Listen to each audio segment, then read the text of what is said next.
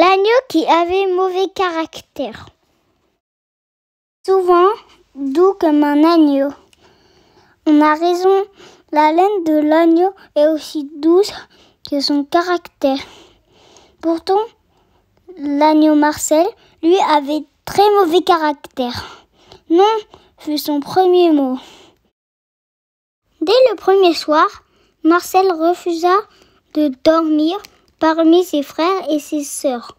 Je dormirai là, seul, tranquille. Soyeuse, sa mère et Duveteux, son père, n'avaient jamais vu ça. Veux-tu m'accompagner au bord de la rivière, Marcel ?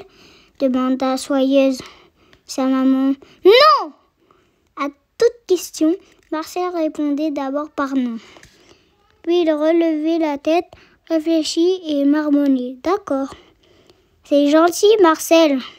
Au moindre compliment, Marcel grognait, même devant sa mère, qu'il adorait.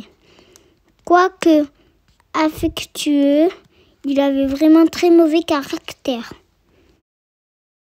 Un jour, un loup affamé arriva dans la prairie pour croquer un des agneaux. Tous se sauvèrent en bêlant. « Oh, loup !» Marcel lui haussa les épaules et demeura au milieu des herbes, absorbé par son repas. Le loup avança vers lui en se léchant les babines. « Oh, qu'il est appétissant cet agneau !» s'exclame-t-il. « Non, je ne suis pas appétissant !» répliqua Marcel, sans même lever la tête. « Quoi ? Je ne t'effraie pas ? Non !»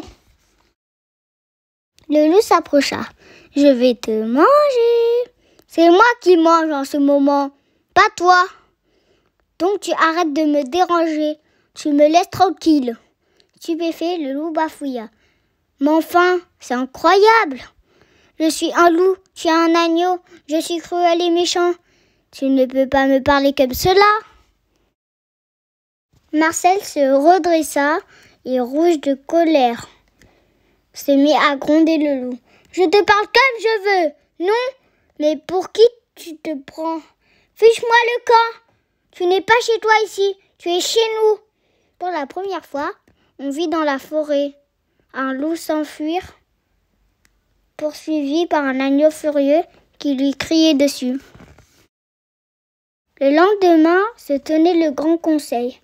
Cette assemblée réunissait tous les animaux, à part le loup bien sûr, et discutait des règles pour vivre ensemble. Papa Duveteux, malade, ne pouvait s'y rendre. Maman Soyeuse suggéra que Marcel le remplace. « Marcel, comment un agneau grognon nous représenterait, nous qui sommes si doux ?»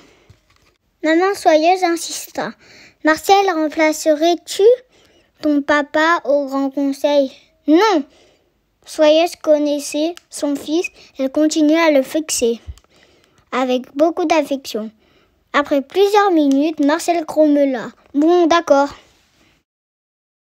Le lendemain, le puissant lion dirigeait le conseil. Il n'hésitait pas à faire peur à tout le monde pour obtenir ce qu'il voulait. Il proposa de changer les horaires pour accéder à la rivière. Les lions iront toute la matinée dès 9h et tous les après-midi jusqu'au coucher. Les autres espèces iront avant ou après. Ils avaient choisi les bonnes heures, celles où il est agréable de boire et de faire trempette. « D'accord ?» rugit-il avec autorité. Tout le monde tremblait devant le lion.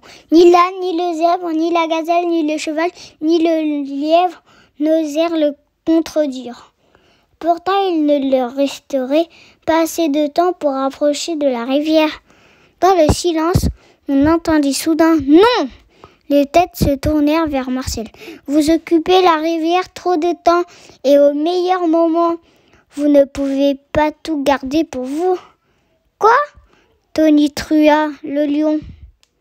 « Nous aussi, nous avons besoin de nous laver et nous avons envie de boire de l'eau fraîche le matin et le soir. » Stupéfait, le lion ne savait quoi riposter. Marcel s'adressa aux animaux. « Vous m'approuvez, non ?» Timidement, ils hochèrent la tête. Je résume, conclut Marcel. Les lions passeront 1 heure à la rivière, comme les autres. Devant la tonnerre d'applaudissements, le lion n'ajouta rien du tout. Tous les animaux, sauf le lion, raccompagnèrent Marcel jusque chez lui en le remerciant et en le félicitant. Lorsqu'ils rencontrèrent ses parents, ils leur racontèrent leur victoire contre le lion. Très fière, Soyeuse se pencha vers Marcel. Finalement, ton caractère nous rend service. Quoi, mon caractère? Quel caractère? Eh bien, parfois, cela a du bon de se mettre en colère. Ce qui me plairait, Marcel, c'est qu'un jour, tu diriges le grand conseil. Qu'en penses-tu? Non, rétorqua Marcel. Bien sûr, vous ne serez pas surpris d'apprendre que quelques années plus tard, Marcel était devenu le président du Grand Conseil des animaux. Oh, il grognait toujours un peu, mais il choisissait ses colères. Il les limitait aux situations injustes. Et il devint ainsi le président le plus respecté des animaux.